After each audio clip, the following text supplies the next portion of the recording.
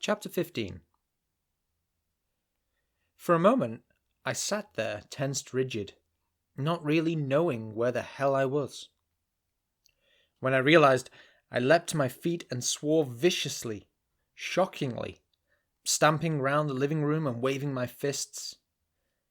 The gist of my drift was that I couldn't believe it.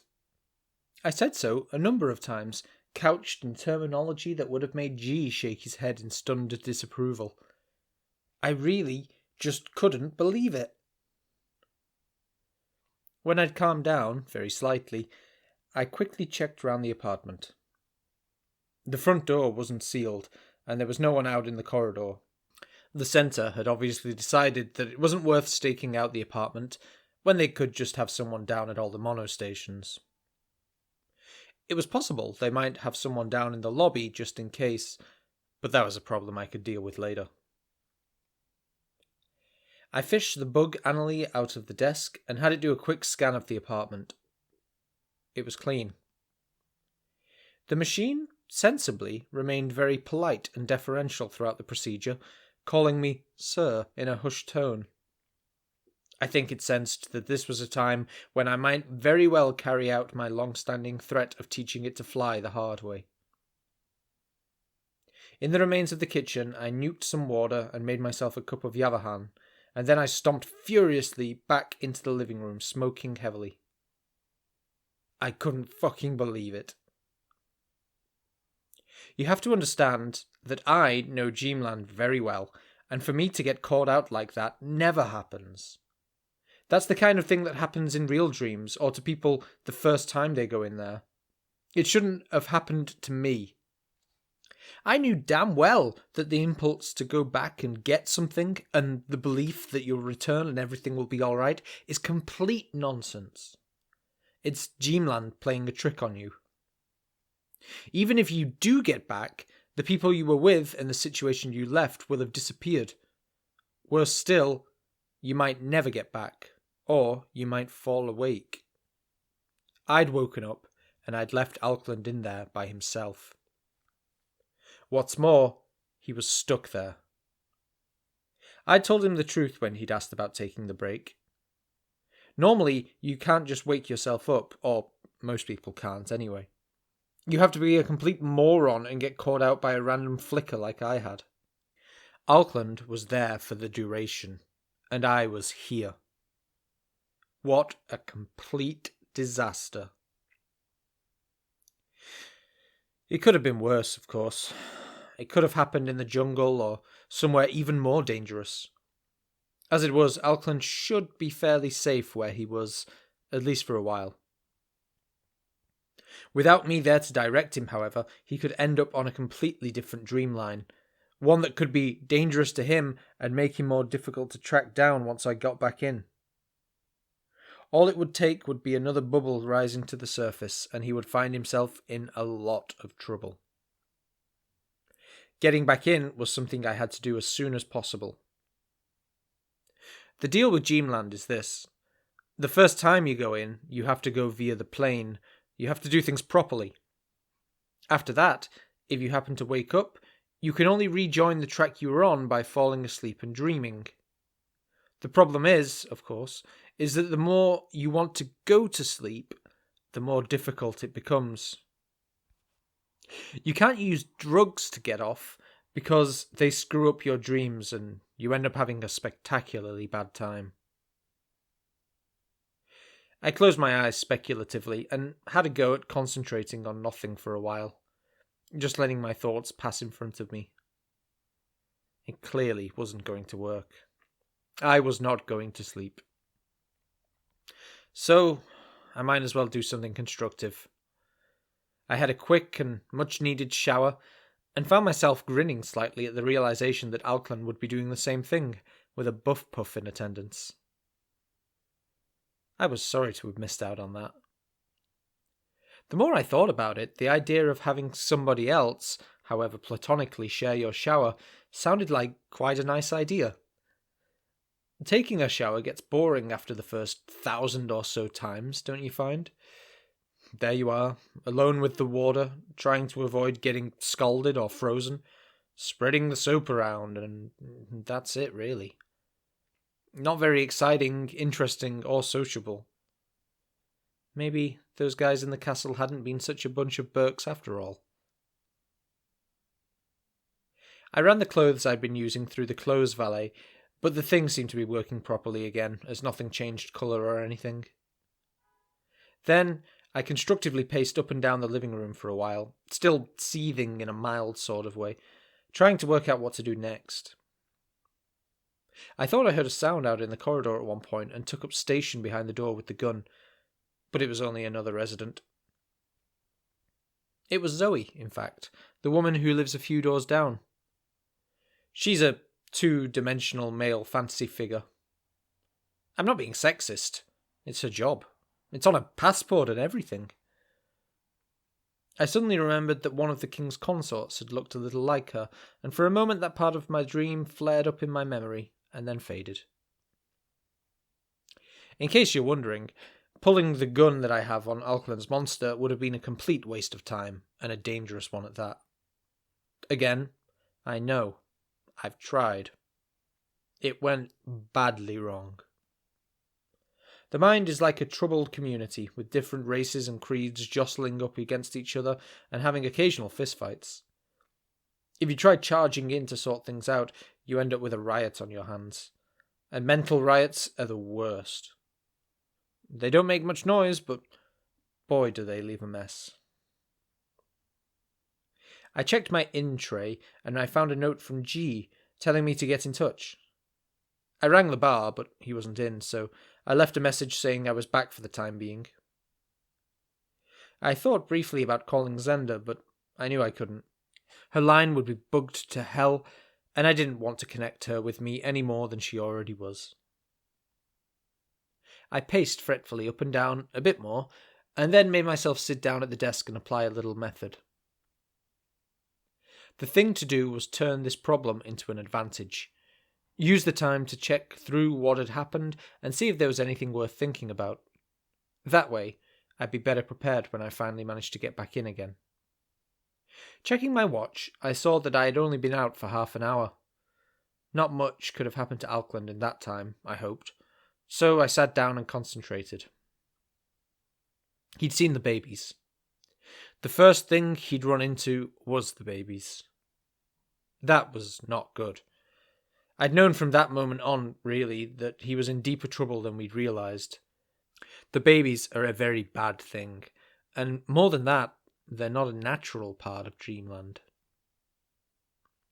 The fact that he had Meg Finder-style associations, on the other hand, was mildly encouraging. People who read that kind of thing as a child, who had their psyches rounded out with comfortable stories where things turned out all right in the end, those people tend to fare a little better in Dreamland. More and more children these days aren't seeing that kind of thing when they're young, and they have a pretty tough time. Nowadays, everybody thinks realism is better for children, that they shouldn't be deceived about the way the world works. I can see their point, but it's actually a crock of shit. When your mind is as wide open as a child's, realism is the absolute last thing that you need. To a degree, the world works the way you think it does, no more so than in Dreamland. I once escorted someone who grew up in one of the harsher districts of Turn through Dreamland. Boy, that was a bad time. The most significant thing about Alkland's Dream was the monster. Monsters are always the most significant thing.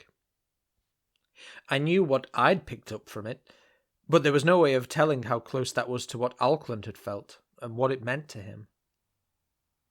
One thing was clear, though, there was something rotting away underneath the Actioneer's still waters. Whatever was after him knew about it.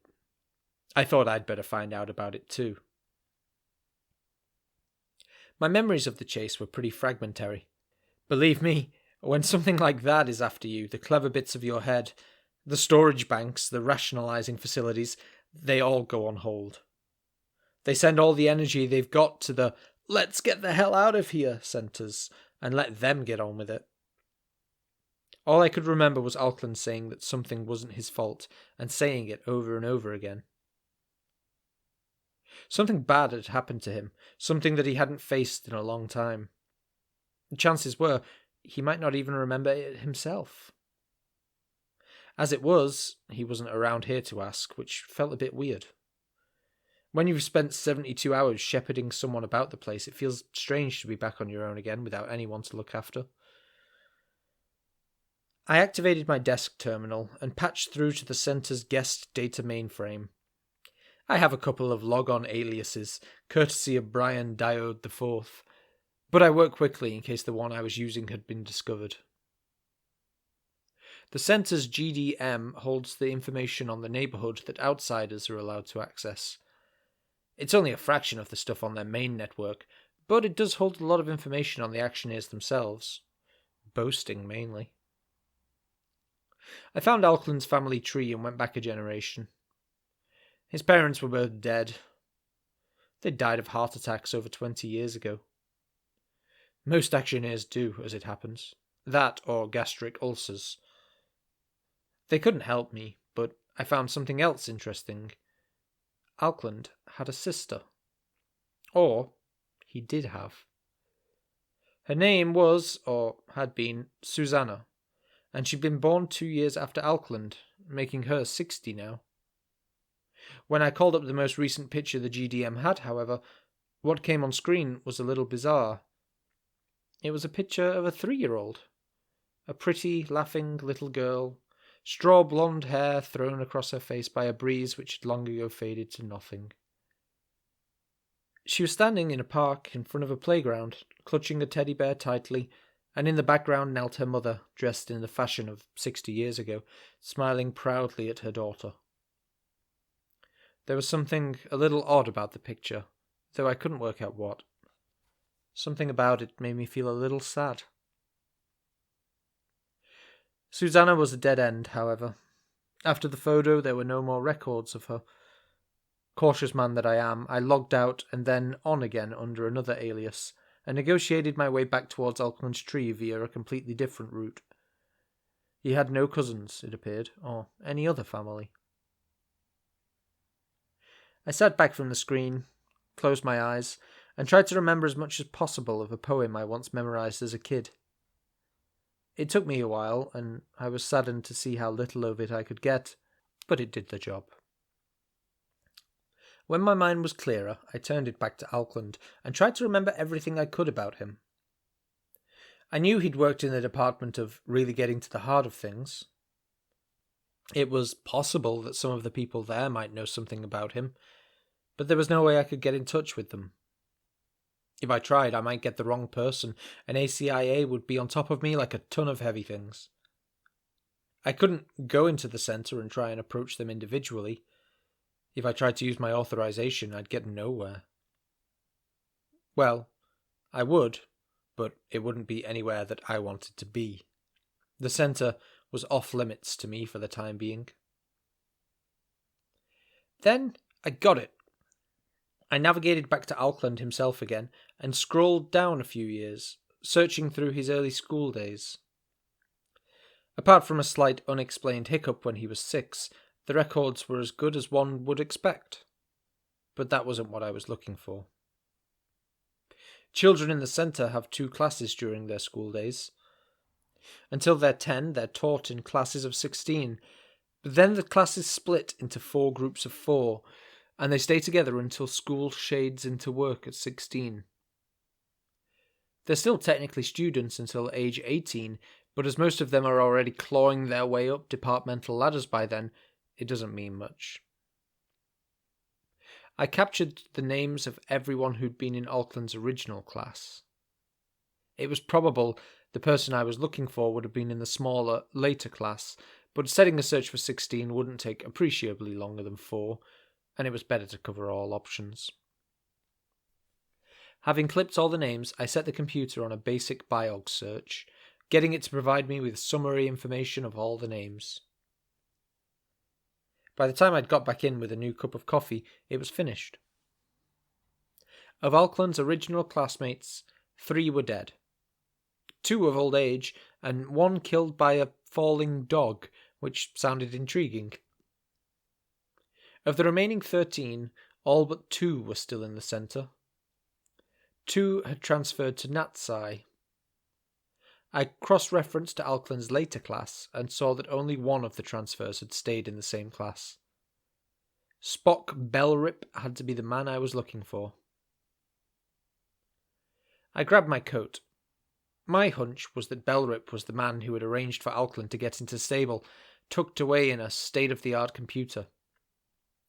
For him to have done that, they had to have been pretty good friends.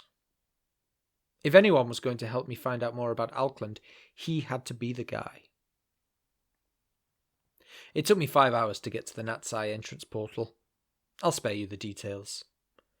As I couldn't risk the chance that there might be ACIA men at the colour portals, I had to get off a stop early and get into Fat neighbourhood by another means. I even took the precaution of leaving my apartment building via the roof, clambering intrepidly across a couple of other buildings before surreptitiously stepping off a fire escape into the late morning crowds. Fat neighbourhood is a newish neighbourhood where people go to escape shapist conditioning. People who don't conform to culture's stereotypes of how slim or attractive you should be go there and hang out, free from pressure to feel bad about themselves. It's a great idea, but as everyone who lives there seems to be on a diet, I don't think it can be working terribly well. Their mono was functionally challenged, as usual. I suspect they think fixing it would constitute forcing it to conform to culture's stereotypes of a useful means of transport. Getting into Natsai is a relative formality. It's not a complete free-for-all like Colour or the really relaxed neighbourhoods, but it's not tough.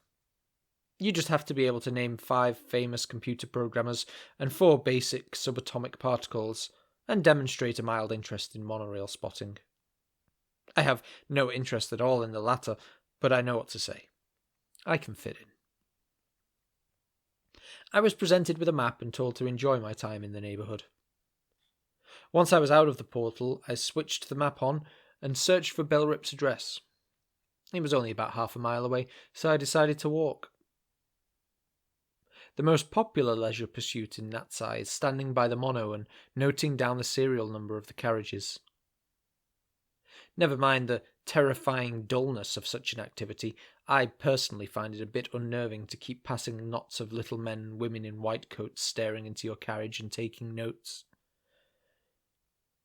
The maps are cool, actually. I think they should have them everywhere. What they are is a small tablet about 6 inches square, which has a screen in it. As you walk, it shows a scrolling digital map of the area you're in, telling you what each store you pass sells, who lives on what block. The whole works, updated by small beacons on every street corner. If you tap in a destination, the screen shows you a red line to follow, and the tablet whispers at you to tell you when to make a turn. I configured it for Bellrip's house and set off down the spotless street. Natsai is a very tidy neighbourhood. They have all manner of little droids which scuttle around the place, perpetually cleaning everything up. Assuming nothing untoward had happened, Alkland should be asleep by now. Unless he was sitting up awake and wondering where the hell I'd got to. I told him I'd be back, and I thought he trusted me enough to know that I would be, but on the other hand, I said I'd be back for dinner, and I hadn't been. Ever since I'd left the apartment, I'd been trying to relax my mind, ease out the tenseness which would make it harder for me to sleep. It wasn't working. I still felt irritatingly alert. Not being able to get in touch with Zenda to check she was alright was getting on my nerves too. I wish I'd thought to check her biog when I was online, to check that she was still listed as under supervisor of really hustling things along, but I hadn't. All in all, I was a stressful little bundle of fun as I tramped down a variety of streets to one of the neighbourhood's residential areas, guided by quiet promptings from the map. I stopped off at a newsagent's to pick up some more cigarettes and scanned a copy of Centre News to see if there was any mention of Alkland's disappearance, but the whole thing was still clearly under wraps. Back on the streets, I tossed my old packet away, and a nearby catcher droid made an astounding leap to take the catch 3 inches off the ground. "Nice one," I said. Got any more? The machine asked enthusiastically, scooting up close to my feet. It was a little metal cylinder with a flashing red light on top, and had a spindly metal arm with a tiny mitt at the end. I rootled in my pockets. Don't think so. Boo, hiss. Go away, droid, said the map irritably. I found an old matchbox and held it out. Brilliant! Go on, chuck it really hard, the droid said, poised for action. I spun the matchbox down the street and the droid zipped after it. It was touch and go, but with another full-length dive, the machine managed to get its mitt to it. It waved and then sped off down the street towards a leaf falling about 100 yards away. 2 others got there at the same time, and there was an audible clang as they made contact, but one of them got it and went bouncing off down the street, waving the leaf triumphantly above its head. 10 minutes later, I turned into Res 205M and found Bellrip's block. I was saved from having to case the security door by a gaggle of white-coated men chattering happily about machine code, who held it open for me as they left. For some reason, the Natsais all live in single-sex blocks, like huge halls of residence. They marry and stuff, but even then it's a case of sleeping over in the other person's dorm. Seems kind of weird to me, but they're all obviously happy with it. There was a notice board in the reception area covered with leaflets about societies and clubs, and a sign pointing to the refectory. I was pretty hungry by then, but decided to wait. Maybe I could buy Bellrip lunch. Depressingly, there was no lift, and I had to climb 6 flights of stairs to get up to Bellrip's floor. When I got to his door, I pushed the buzzer on the wall for quite a while, but there was no reply. The bastard wasn't in. Sighing and trying to work out what to do next, I fished a piece of paper out of my pocket and wrote a note asking Bellrip to get in touch with me. I left my address, my home Vidiphone number, my portable Vidiphone number, my Transfax number. I even left my star sign. I really had to talk to the guy, and soon. I wanted to be asleep as soon as possible, and with all this stress I was going to be awake for days. I folded the note and bent down to slip it under the floor. As I pushed it under, something I hadn't expected happened. The door moved. I stood up quickly, watching the door as it slowly swung open a couple of inches. Mr. Bellrip? There was no reply. I hadn't been expecting one, really.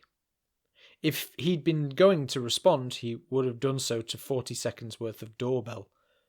He wasn't there, clearly. Casting a glance behind me, I nudged the door open a little further and slipped inside, closing it behind me. From the short corridor I was standing in, the apartment looked pretty much the same as Reg Diode's, and was compact, to say the least. I coughed loudly, and got no response. I took a couple of stealthy steps towards the living room door. It was slightly ajar, and I listened behind it for a moment, but heard nothing. Preparing myself for some top-quality apologizing if the guy turned out to be deaf, I pushed the door open. The quality of the light in the room was strange, and it took me a moment to realize why. Bellrip was sitting in an armchair in the center of the room, his hair sticking up at a crazy angle. As it turns out, he was deaf. He was deaf because he was dead. He was also blind because his eyeballs had been burnt out. One leg lay 2 yards away from the chair. His arms were both still attached to his body, but only by bone. The muscles had been peeled back in strips, which hung like limp tentacles from his elbows. The area between his neck and his pelvis was barely there anymore. It looked like his body had exploded from the inside, and the walls and windows were painted in blood, dimming the light which filtered into the room. A foot-long portion of intestine lay on the floor in front of him like a tired snake, and the room was liberally sprinkled with blood, Small pieces of his insides, fragments of bone, and specks of partially digested food. The room smelled like some dark corner of an abattoir which they don't clean up properly, as if someone had staggered in there and vomited blood on a warm day. I didn't bother to get my gun out. The blood on the walls and windows was dry, and what was left of Bellrip's detached leg was beginning to stain with progressive rot. Even in this heat, that meant he'd been dead for at least 5 or 6 hours. Carefully picking my way through the visceral debris, I made my way round to the back of the chair. Bellrip's hair was sticking up at the back because the bits of skull it was attached to weren't where they were supposed to be. The back of the top of his head looked like a shell 3 inches across had smashed its way out of it from the inside. But it wasn't a shell that had done this. It was a hand. And I realized what I should have known some time ago. What had been there all the time, ignored by me because I wanted to.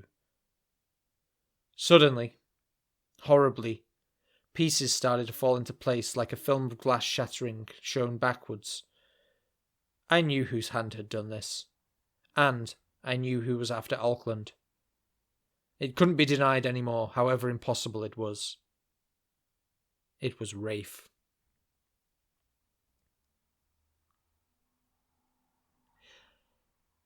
Part 3. Requiem. Chapter 16. I got to G's bar just after 4. I was moving as quickly as I could, but it was a hell of a long way round because I couldn't go through the centre, and the red mono was fucked. I walked quickly down the disaster streets, glad that I was wearing black. The street life got the hell out of the way, which was good. I would have had to shoot them if they hadn't. I started seeing G's emblem on walls about 1/3 of a mile earlier than the last time I'd been into Red. Clearly the two brothers were proving a bit too much for the other gangs to handle. A lot of the new territory was heavily damaged, the street in places all but impassable, with the shell craters and the street lighting even patchier than normal. Once I was definitely in G's patch, I got my gun out and carried it loosely, making sure that the emblem on it was visible. The streets were more crowded here and noisy with the sound of fighting and occasional recreational gunfire.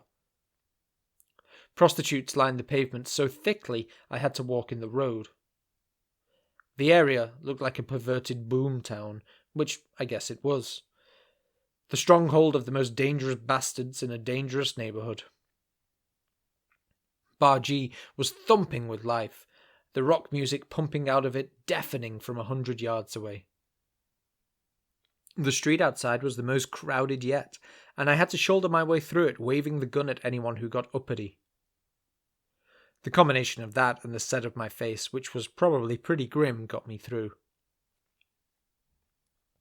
I pushed my way into the bar and looked around for signs of G or Sned. I couldn't see them at first because the bar was packed wall to wall with ranks of sweating Dopaz drones swaying in the orange light, goading the stage performers on with guttural obscenities. Someone threw a broken bottle at the stage and it caught one of the girls across the face. As always, the girl had long black hair like a flood. She staggered and fell, but then got up again, blood streaming out of a cut on her forehead. The crowd cheered. Then I saw them, sitting bulkily at a table across the other side. Fid and another bodyguard sat at a table behind the two brothers. They were keeping a careful eye on the proceedings, crunt launchers within reach just in case things got even further out of hand. I edged around the walls of the room towards the table. A drone snarled at me as I obscured his view of the stage and shoved me hard against the wall, but I pushed the muzzle of the gun into his neck hard, finger squeezing the trigger, and he got the message. "Stark, hey, what the fuck you doing here?" shouted Sned cheerily. "What's wrong?" asked G, getting the picture instantly. "Can we go upstairs?" G waved at Fid to stay where he was, and I followed G and Sned to the back of the room, the two brothers cutting through the crowd like a chainsaw through butter. It was a little quieter upstairs, but not much. A good deal of the music from downstairs filtered up through the floor, and the volume was topped up by the regular screams of people having bad dopaz rides in the rooms down the corridor. One of the screamers got louder and louder, and when he reached a pitch, there was the sound of a shot, and then the noise cut off with a gurgle. A member of G's staff came out of the room a moment later, carrying the body, and tossed it down the chute which would dump it in the street behind the back of the bar. The screams continued from the room he'd left, and he went back in, raising his eyebrows at us in passing. Sned shut the door behind us, and G passed me a jug of alcohol. I took a long drink and passed it back. "So," G said seriously, "what's happening?" "Before I get to that, what did you try and talk to me about?" "To warn you. Someone's looking for you." "Who?" "We don't know," said Sned. "That babe you worked for called G a couple of days ago after you got Auckland out." "Where was she calling from?" "The centre." "Did she sound all right?" "Yeah, in a can-do kind of way. Said you guys had a kind of exciting time in colour." "We did," I grinned, relieved to hear that at least Zender had got home safely. "She told us the deal with Auckland. Heavy." "Yeah." "Where's he now?" asked G. "Wait, what's this about someone looking for me?" That's it. Just that. When we leveled Shen Kiez's territory, we brought him back here in case he had any stray information we should know about." "Did he?" "Nah. Just that someone else had been trying to find out where you were." "Something else, Stark," said Sned. "You remember when I saw you last? When I said someone had been trying to find out how to get back into stable?" "Yeah." "Can't have been Auckland, can it?" "No," I said. I'd already realised that. With his computer trick up his sleeve, there was no reason for Auckland to have kicked around in red trying to find a way in. "So, someone else is looking for both of you?" "Yeah." "Do you know who it is?" "Yeah. That's why I'm here." "Well, who the fuck is it?" G barked impatiently. "Rafe." G stared at me incredulously for a long moment. "Don't be a moron, Stark. Rafe's dead."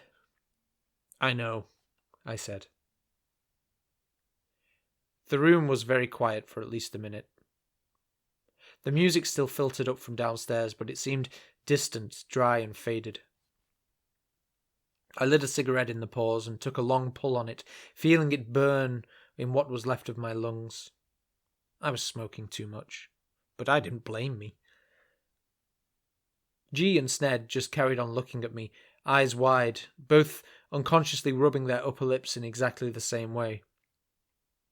It would have been funny if the whole thing weren't so terrible, but it wasn't funny. It wasn't funny at all. G broke the silence first.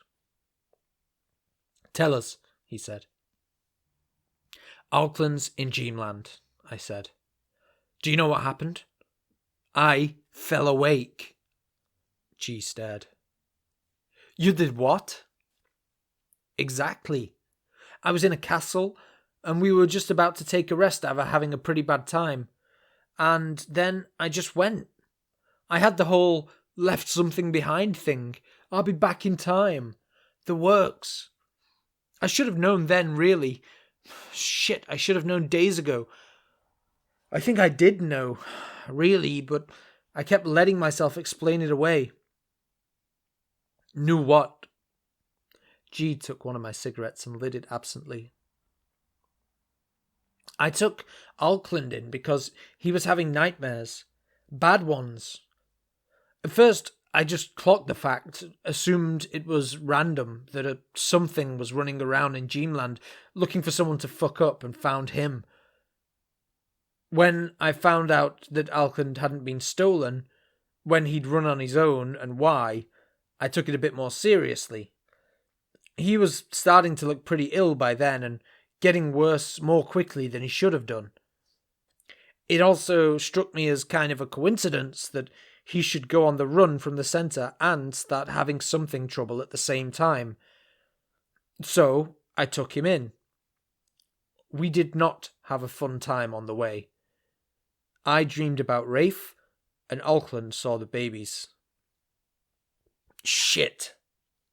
Yeah, that should have been a pointer. But on the other hand, what the hell? Sometimes it happens. Anyway, at first it was okay. We got fed, we slept, we got to where we were going, which was a jungle. By that time, Auckland was starting to look like shit, and I was starting to wonder exactly what was going on. It was beginning to look almost as if someone had set a something on him deliberately.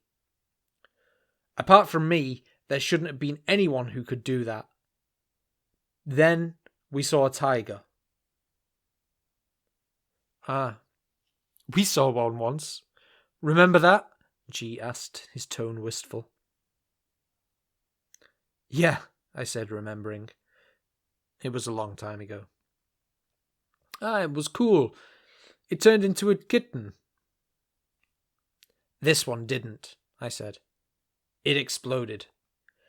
And then it turned into a monster. Whose? Auckland's. Bad? I've seen worse, but not often. And not recently. Not for 8 years, in fact. I looked at G, and he looked back at me, face tense. Nothing in this world frightens G, but we were now talking about dreamland, and things are different there. He remembers how. We got to the castle. Standard stuff. People dressed in silk banging on about witches and dead queens and all that shit. We were just about to get showers, and then it happened. I had no idea what I was going back for or where I was going, but I went and I fell awake, woke up in colour, and boy was I pissed. I paused and lit another cigarette. Between the three of us, we looked like a crack squad of smoke signallers on an important mission. Sned passed the alcohol and I took another long pull. I wasn't surprised to find that my hands were shaking. Now, I think I should have realised for sure then. I mean, come on. Falling awake? Falling for that? But I didn't. I did some digging on Auckland and tried to find out what his monster might be, but I couldn't find much.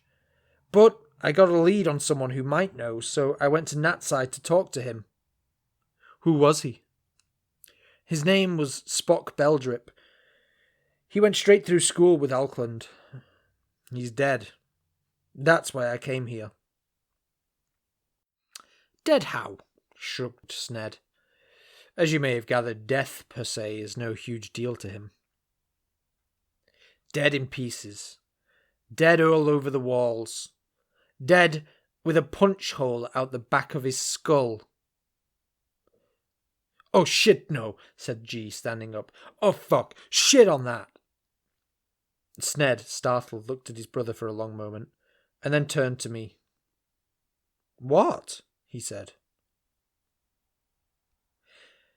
I have to do a tiny bit of backtracking here.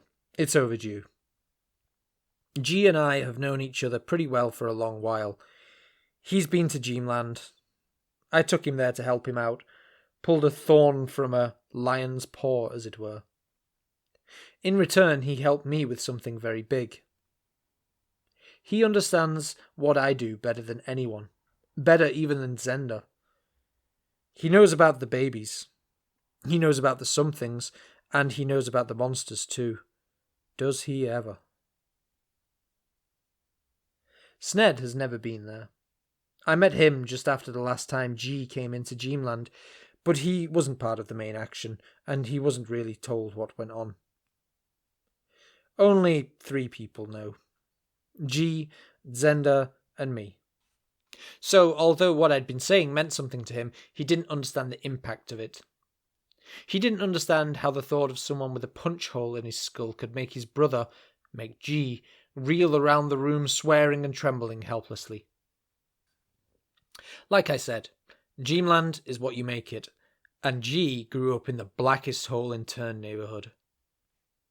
G is a hard bastard now, a very dangerous man, a gang lord who scares the shit out of other gang lords. But like everyone else, G was a child once. Before they were a good man or a bad one, before they were a saint or a psychotic, before they were the person people think they know, everyone was a child. Take me, for example. I take things as they come. I try to be laid back, and I go around doing things which I probably still haven't made very clear. But before all that, before I spoke the way I do, before I thought the way I do, before I had all my scars, I was a child too. Hard to believe, but true. Do you remember that? Do you remember being a child? The answer is no, I'm afraid. You may think you can, but you can't. All you can remember of those dim, intense days are the bits that have helped to make you what you are now. You remember the times when you felt alive, a few snapshots of special days and chance impressions, but those are a part of you anyway. You can't remember the rest. You can't remember actually being a child when that was all that you knew. Except in Dreamland. In Dreamland, you can remember what it was like to be stupidly happy, when happiness wasn't something you had to search for, when it knew where to find you by itself. You can remember how an object can be a talisman that you needed to hold close, how that new toy had to be kept on the bedside table so that it would be there when you woke up. You can remember how it felt to have your mother's arms around you when she was hugging you just because she loved you and you weren't too old to be embarrassed. You can remember why you used to run for the sake of it, and how it felt to have all the energy in the world, how it was to know that you would do the same things tomorrow and the same day after that nothing would ever change except for the better, and there was nothing that couldn't be put right. For a little while, you can feel yourself whole. Feel all of your years. Feel the child and the adult in you suddenly join hands and stand together, gripping each other so tightly that they melt into one. And that feels so very good because the child is always there inside you, but it's locked away in some deep, dark cell where it can't see any light, where it has nothing to do and no one to talk to. This isn't some inner child psychobabble I'm giving you. This is literally the way it is. The child sits there alone in the damp and the cold, thousands of miles away inside you, still hoping that one day you'll come for it, take its hand and lead it out into the light, out to some stream where you can play together. And you never do. What do you think the important things in your life are about? The things that make you happy, like loving someone, loving them so much that you reach out your arms to hold and be held. Like eating good food and savouring every mouthful. Those aren't biological imperatives. You don't have to love to fuck, and you can eat anything that isn't made out of metal. Biological imperatives are yesterday's cattle prods. Were obsolete once we stopped climbing trees and learnt how to swivel gravity around instead. Nature knows that we're out of its hands now and leaves us pretty much well alone. It podders around with the bugs and the plants, contenting itself with flicking a virus across to us every now and again, just to remind us that it's still around. You love because you want to need someone the way you did when you were a child, and to have them need you too. You eat well because the intensity of taste reminds you of a need satisfied, a pain relieved. The finest paintings are nothing more than the red head of a flower nodding in the breeze when you were 2 years old. The most exciting film is just the way everything was back in the days when you stared goggle-eyed at the whirling chaos around you. All these things do is to get the adult to shut up for just a while. To open for a tiny moment a little sliding window in the cell deep inside, letting the pallid child peep hungrily out and drink the world in before darkness falls again. Dreamland holds that window open. jams it wide, and lets the child escape. That's where it got its name. Imagine you were 4 years old and trying to say the word dreamland. But that isn't all you can remember there. Being a child was not all wonderful. It's not all light and sweetness. Some of it was dull, some of it was confusing, and some of it was terrifying. Maybe you woke in the night and knew that someone was leaning over you and knew what they were going to do. Maybe, like G, you grew up in a nightmare where your psychotic mother killed your father in front of you and kept the body in the room until it was little more than a bulky stain on the floor. Maybe everything you do, everything you feel, is touched by something terrible that you don't want to remember. Out of things said or not said, things that did or didn't happen, out of all those tiny fragments, something coalesces for a bad thing to breathe dark life into. That's what monsters are, and why they can never really die. Because they are the distinctive part of you, the shadows behind your eyes that make you different to other people. When you're born, a light is switched on, a light which shines up through your life. As you get older, the light still reaches you, sparkling as it comes up through your memories. And, if you're lucky, as you travel forward through time, you'll bring the whole of yourself along with you, gathering your skirts and leaving nothing behind, nothing to obscure the light. But if a bad thing happens, part of you is seared into place, trapped forever at that time. The rest of you moves onwards, dealing with all the todays and tomorrows, but some part of you is left behind. That part blocks the light, colours the rest of your life. But worse than that, it's alive. Trapped forever at that moment, and alone in the dark, that part of you is still alive. In Dreamland, you may remember, and things may never be the same again. You'll meet that younger person and realise how angry they were at being abandoned, how much hatred they have for you now. It's no use telling them it wasn't your fault, they hurt too much to hear. I was quite lucky as a child. I saved most of my fuck-ups for later. Maybe you did too. But perhaps you saw something else. Maybe when you were small you saw something which you couldn't tell anyone about because they wouldn't believe you. Something that was impossible. Something you would never remember because when you grew up it simply didn't fit into the world. And yet, something which would be part of you forever. Did something like that happen to you? You'll never know because you'll never remember. Most people don't. I did. G calmed down slowly, stopped shaking so violently. He waved his hand and the door almost immediately opened. Fid entered, carrying more alcohol. I thought that was kind of spooky until I realised the room was probably on closed-circuit video. "Okay," said Sned when he'd got the picture. "But what's the deal with the punch skull? Why is that such big news?" "Because," I said, "we know someone who used to kill like that, don't we, G?" G nodded, but didn't seem disposed to speak. "Dreamland has a history," I continued, "and that person is part of it. That person can do more harm than 1,000 somethings put together." "And this is Rafe?" "Was," I said. "Rafe is dead."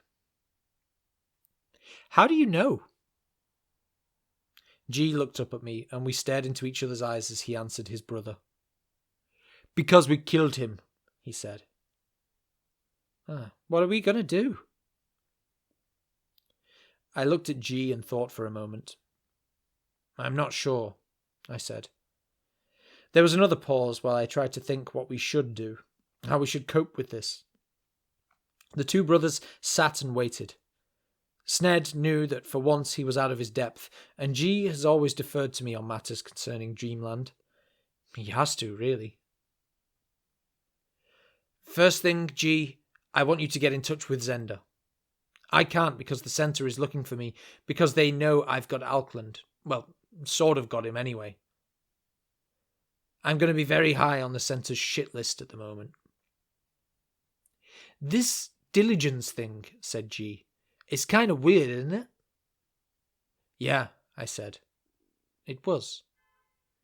It had struck me as weird from the start, in fact, and knowing what I appeared to know now, it looked weirder still. Pieces were beginning to fall, if not into place, then at least onto the same square. The centre doesn't need that kind of shit. I mean, there's always going to be a few people who have to bend the rules, try to gain advantage through unacceptable means, but the centre generally isn't like that. The whole point about the centre is that you do things yourself. They're not necessarily absolutely moral things, and no one there is above a bit of backstabbing and machinating and lying in the furtherance of their careers, but farming people's brains had a strange sort of flavour to it. To be that desperate to succeed, to dominate the decision-making of a major neighbourhood, smacked of some sort of corny, taking over the world scenario, and things aren't really like that anymore.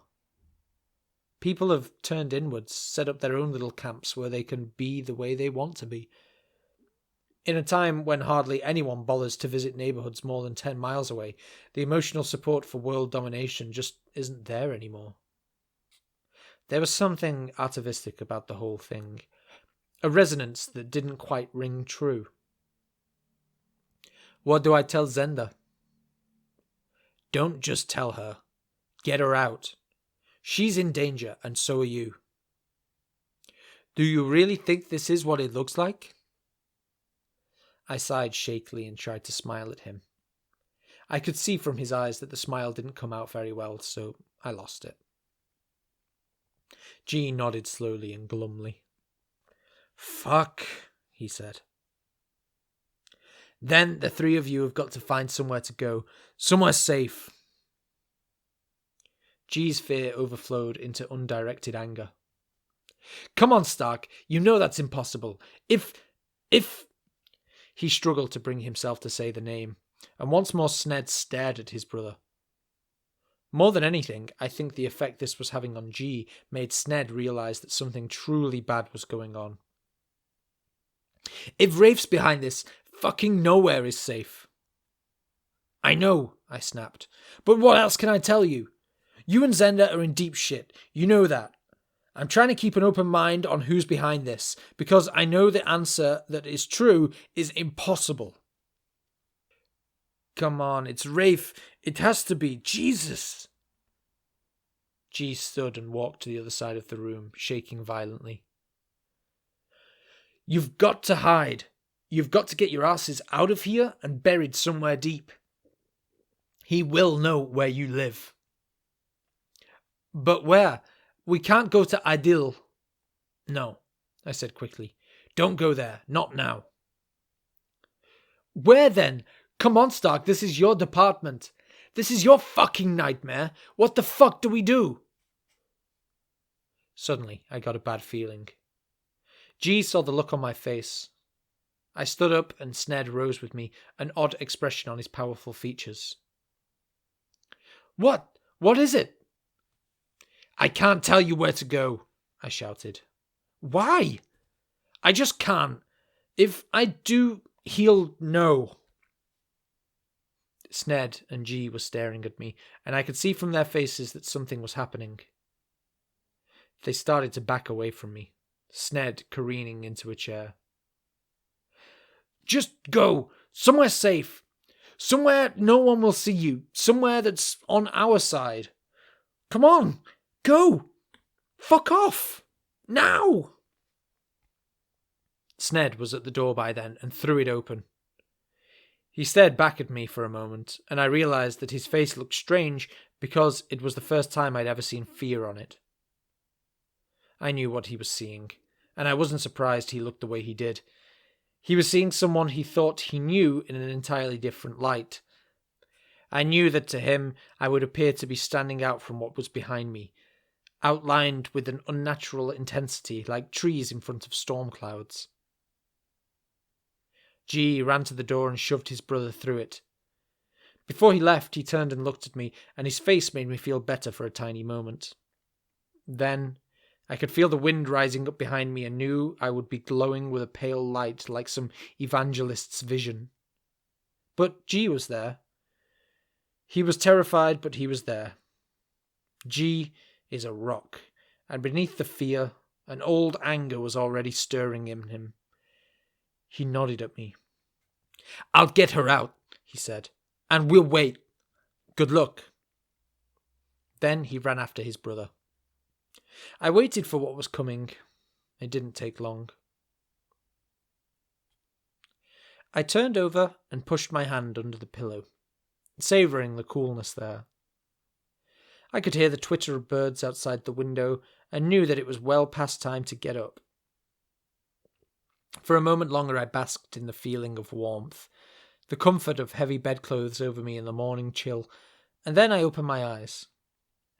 The rough glass in the arch-shaped stone window set into the opposite wall had a slight prismatic effect on the morning light, scattering lines of colour onto the flagstones of the floor. From somewhere below in the castle I heard the sound of a trumpet and the sound of soldiers shouting cheerfully in the courtyard outside. Then I realised I was back in dreamland, and I was late.